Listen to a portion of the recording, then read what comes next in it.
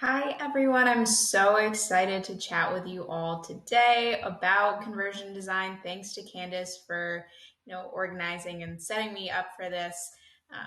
Totally agree with most of you that Elf is definitely the best holiday movie. But excited to really dive into conversion design with you all today.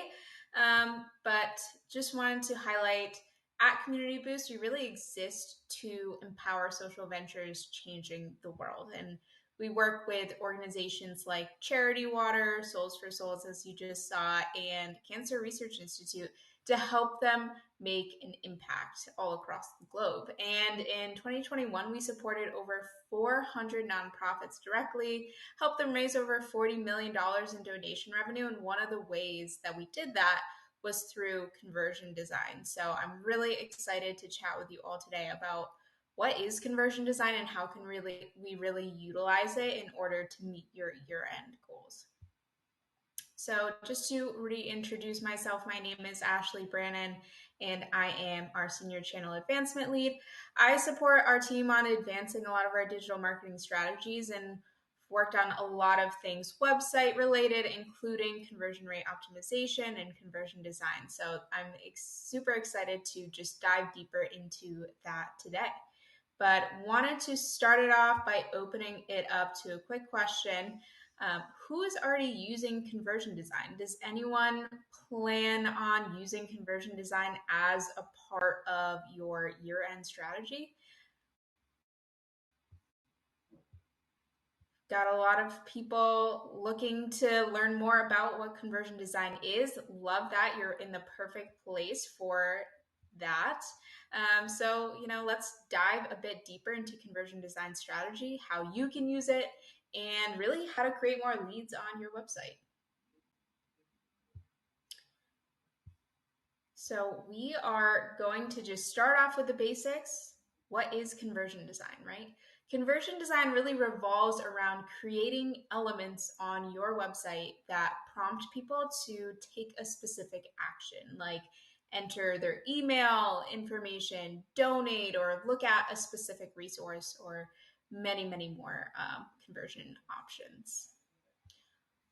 We spend so much time and money with ads to get people to come to your website. So we need to make sure that once they actually get to your website, that they're going to take the actions that we want them to take once they're on your website, whether that be donating or signing up for an event or becoming a volunteer, entering their email information, whatever it is. We want to make sure that the users that are on your website are really actionable, engaged with everything that you have on there. And I always like to think of conversion design as similar to the way that we design retail stores, to have all of those fun little knickknacks and candy bars right by the checkout area while we're waiting in line, because when it's right in front of our faces, of course we're going to pick up that Snickers bar, right? With conversion design, we feature different things on our website to prompt people who come to our website to take a specific action. And so we show users different actions that they could take that would benefit the cause and encourage them to take that action.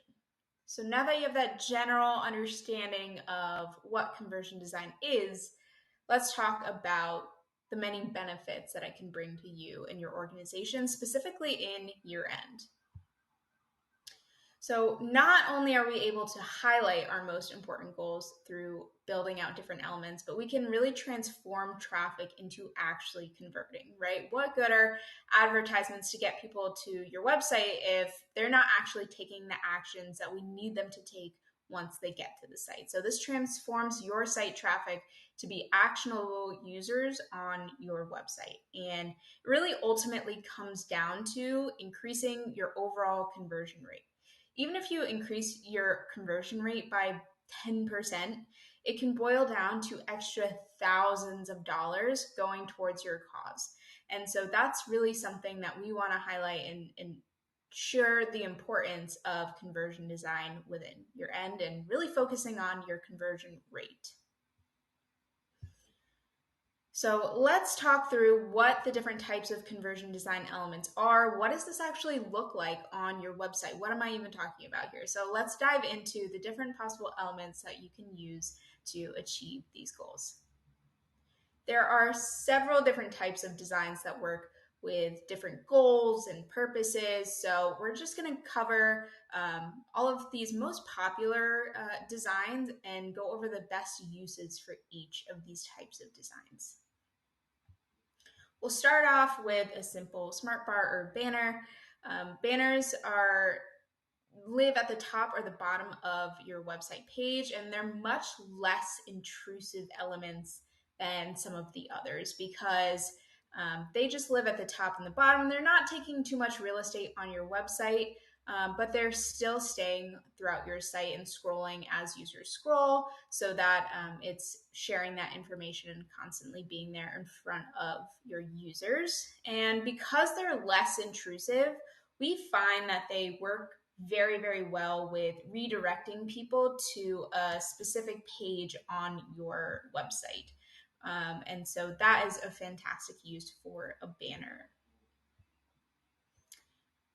The next element that we do typically use a lot is a pop-up. And this is usually what people think about when they think about conversion design. And pop-ups literally pop up on your website to relay a message. And this typically gets very high engagement because it does require a person to actually engage with the element to engage with the rest of the site, whether it be exiting out or inputting their information or clicking on the call to action.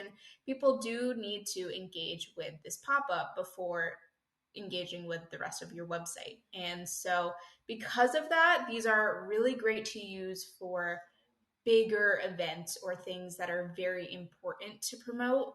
We definitely want to be strategic with how often we're using these, and we want to use them more sparingly than something like a smart bar banner because they are more intrusive and we definitely don't want to annoy our users in any way. But when we choose to use them, they are incredibly effective. The next element is a scroll box, and we love to use scroll boxes for several different reasons, but scroll boxes are elements that stay in the corner of your page as you scroll. It'll still stay there. You can engage with the rest of your website, so it is less intrusive than something like a pop-up, but it still stays there in the corner of your site. And so we find that this is a really great element to use for email lead capture because it stays with the users as they engage. And so people can engage with your site, learn more about your mission, and then at the same time fill out their email information and collect that data for you to use. We also love to use welcome mats. Welcome mats take up the entire page of your website on your visitor's first view. These can, similar to pop-ups, be seen as pretty intrusive because you do have to engage with that element before engaging with the rest of your site at all. And so similar to pop-ups, we do typically use these pretty sparingly for very important events, maybe Giving Tuesday or big galas and events that we really need some action taken by our website users. But they are very, very effective in getting engagement from people coming to your website. And then the last element that we typically like to use is an embed element. And this is much less intrusive than many of the other elements because it looks much more organic with the website. It's an element that lives within the page's content. As you scroll, it scrolls with you, and you would never know that it was an add-on to your website. It looks organically like it's supposed to be there. And so because of that, we find it really great to use for things like surveys, email lead capture, and any other prompting people to engage with your site. So now that you've seen what these elements look like, we can take a look at conversion design in action. So one of our partners, Love Justice International, works to prevent human trafficking across the globe. And in order to maintain their impact, they really need donors to support support their mission. And so we worked with them to set up a welcome mat for their website in the year-end giving season last year to highlight the impact that they make with the support of donors and the year-end gift matching options that they had, and try to prompt users to engage and actually take action for their mission.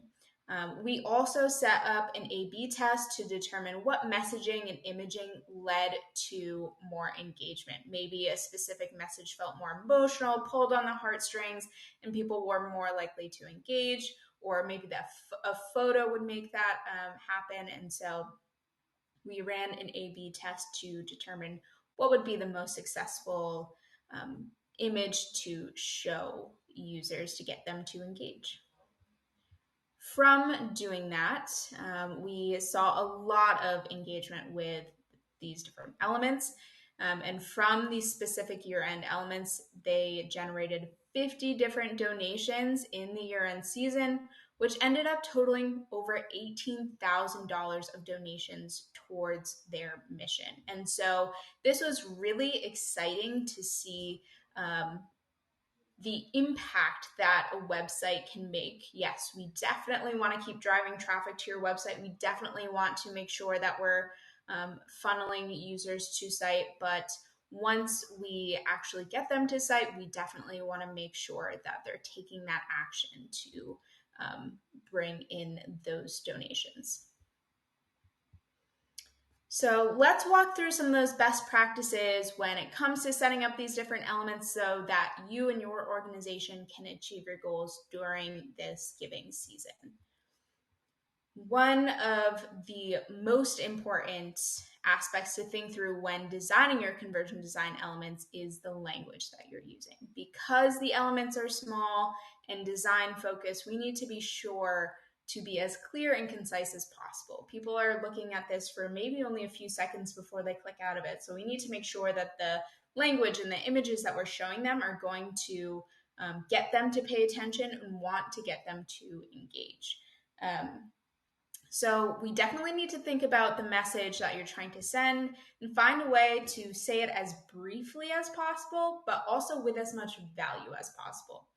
And to do this, you can focus on some high-level details like what the users can get out of it. What can they get out of engaging with your organization, or what impact could they make?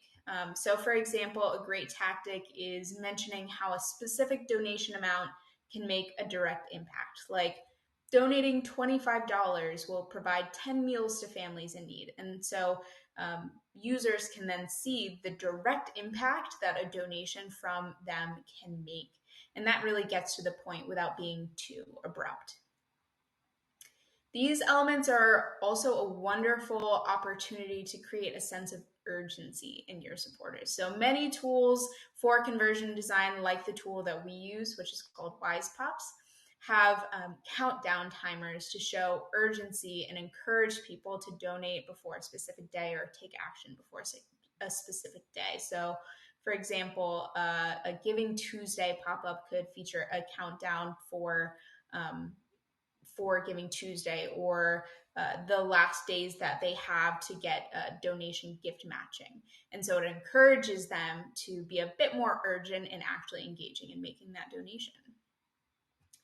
And then we also need to think through imagery. What images will provoke enough emotion to really get people to actually engage with the element? We love to use A/B tests to see what types of images users engage with the most and utilize that information for future conversion design elements. And really with that, it depends on what types of tools that you're using. Some tools don't have A/B test capabilities, but the tools that we use, like we said, we use Wise Pops, is a fantastic tool that does allow you to run amazing A/B tests, and it's really simple to do, but gives you fantastic data to really just understand what messaging works and what doesn't really hit with your users, and use that really across your entire site and through your marketing processes in general. The next thing that we always want to make sure that we're doing is matching your conversion design elements to your branding. We want to make sure that these elements match your website's branding to look as seamless as possible. So this creates a more cohesive and professional experience that will in turn make users trust the elements more and be more willing to engage with them. So making sure that your elements are using the exact colors that are used on your website and the exact font on your website. People are already kind of skeptical when it comes to pop-ups sometimes or some specific conversion design elements. So having them look really seamless within your website will definitely help them trust these elements and also make it seem less intrusive. We also want to make sure that we're targeting the important or the right audience. So it's really important that we target the right audience, and the tools that we utilize for conversion design support the ability to target specific audience segmentations. So we want to make sure that we're targeting the right people and also ensuring that we're not oversharing these elements with people. We want to show users this message, but don't want to bombard them with pop-ups every single time that they go to the website or every single time that they click on a new page. So we want to be really strategic with how we're sharing these different elements. And some things to think through are your designs desktop and mobile friendly? So if not, maybe we can target users based on a specific device and make a mobile version and a desktop version. And maybe even adjust the language and imagery based off of that. Or do you want to send the same message to your newer users as you do your returning users? Maybe think through adjusting your language a bit for people who have already engaged with your website since they're already farther down the funnel, and send them more targeting language than someone who's just coming to your site for the first time. Do you want to adjust the copy on these elements based on the medium that referred them to the site? So for example, if a user comes to your website from a Facebook ad, adjusting the copy on your conversion design element to align with the language that you used on your Facebook ad and your call to action there can definitely ensure that the user has more seamless journey to converting. And they understand when they click on the Facebook ad to take a specific action, how to take that action once they actually get to your website. And so, again, this is really based off of the conversion design tools that you're using. Our tools definitely have a lot of audience segmentation abilities within them, but just even thinking through the frequency, some tools don't have as many specific audience segmentation capabilities, but we can definitely try to think through how often we're showing these elements or what pages we really want them to show on. And then the last portion of this is getting started. Now that you have those tips in your back pocket, we can chat through how you and your team can actually get started doing this on your own. And really the first step is choosing a tool. We use WisePops with our partners because it has just amazing design and targeting features, but there are other tools that organizations can use that have some limitations when it comes to design and testing capabilities. But generally, just having conversion design on your website is a fantastic start to your conversion design journey. And there's a lot of opportunities when you have the right tool. So we're happy to chat with you more. I'm happy to connect with you in the lounge after this to chat more about specific tools or different features that we like to see in tools. And you can definitely connect with our team after this as well and just chat more about conversion design capabilities. Additionally, we have to identify your goals. What actions are most important for users to take on your website? And really dialing down into what do you want users to actually see and engage with once they get to your site. From there, design elements using best practices that we talked about today. So making sure that imagery is emotional and will grab attention, making sure that your language is concise but also gets to the point, and really thinking through your strategy on design. And then lastly, test. And I've said this a couple of times in this presentation today, but Conversion design is truly an ongoing marketing strategy and process. I find it really helpful to use in year end because we're definitely asking more of our supporters, but we are never really done testing and done running these different elements. We can analyze through A B tests how users engage with the elements and start adjusting your copy or your targeting or your images and your design to really reflect performance over time and adjust things as you're adjusting your goals within your organization as well. So it's definitely an ongoing process, but we find A B testing to be a fantastic way to support the growth there. So I just wanted to recap some of the things that we chatted about today. Conversion design can really help you with your year-end campaign efforts altogether. Just by showing people the actions that you want them to take will get them more likely to take them. Because the opportunities are put in front of their faces, they're more likely to actually take that opportunity. And then taking into account the user experience and all of those best practices that we chatted about today when it comes to designing your elements, can have a really great user experience that gets people to convert. So at that, I wanted to open it up to Q&A, but as you're thinking through your questions, just wanted to highlight that as year end is here, we offer free year end review sessions for all of our participants today. So during the session, you'll be matched with an expert at Community Boost and review your year end fundraising plans to explore ways you can maximize your year end fundraising results and just get more information about how Community Boost can help you, not only with all of these other marketing channels that we chatted about today, but conversion design as well. So if that's something that you're interested in, feel free to book your session now. And we'd love to hear from you if you're interested in exploring how Community Boost can help you drive more donations and results with our digital marketing services. Candace posted a link in the chat, but if you feel inclined to just chat with one of our team members, feel free to sign up there. And we can open it up to any Q&A that anyone has, or after that as well, I'll also be joining the lounge to have more strategy discussions there.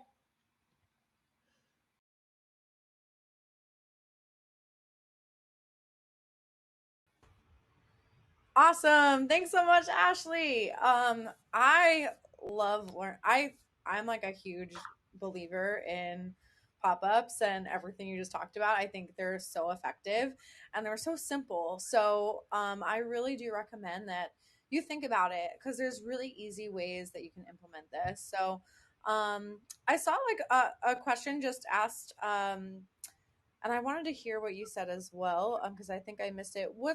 What's the platform you usually use with our partners? Yes. So the platform that we use is called Wise Pops, and it has a lot of great capabilities when it comes to audience segmentation. There are really easy ways to set up A/B tests and collect some really cool data when it comes to how people are engaging with your website. Yes, Candace just sent the link in the chat, so feel free to check it out. And we're excited to, start any conversations about using the tool if that's of interest to you. Cool. Awesome. And yeah, I think I saw a couple questions in the chat. How do you run an A/B test? Yeah, so that's a great question. I think that A/B tests are really important and a cool opportunity to learn more about how your users engage with your language and your imagery and in your organization in general. But it really comes down to making sure that your A/B test is planned out effectively. And one of the ways that we do that on our team is creating a hypothesis. So thinking back to science, back in school, thinking through what can we expect to happen from changing up different language or imagery? Do we want to be strategic with these tests and think through, are people going to respond more to statistics, or are they going to respond more to an emotional story that is heartbreaking or pulls on your heartstrings a little bit, and testing out those different aspects. And so we always start off with hypothesis, really thinking through strategy and being cognizant about what we're testing out. And then these tools do allow you to build out multiple different designs, whether it be just a simple swap of an image or changing up copy or the general layout of the element that you're creating. There are a lot of opportunities within these platforms to create multiple variations of these different elements. And then you can set a frequency of 50-50 maybe split. I typically find that very effective to get some more accurate results. But you can split it up across who sees what elements. And from there, just pull in the data. So WisePops does connect to Google Analytics, which allows us to see some really cool data coming in there of how people are engaging with your website. Other tools give you just some insights into engagement with the element itself. Maybe some people clicked on it more. But yes, so that is how we set up our A/B tests, and definitely encourage you, if you are setting up conversion design elements, to play around with it and really get creative and have that information that you get from these tests inform your marketing strategy in the future. Cool. And just curious, I saw Holly asked, from any of your A/B tests and learnings, I guess like what's something that you took away from those tests that what performs best typically? Yeah, so we have been doing a lot of tests regarding adjusting language for the different sources that they're coming from. And so um, we found that it's been really successful to have a conversion design element with a very similar call to action and very similar language as like the Facebook ad that they came from or the Google ad that they came from. And so keeping that language consistent has been very helpful.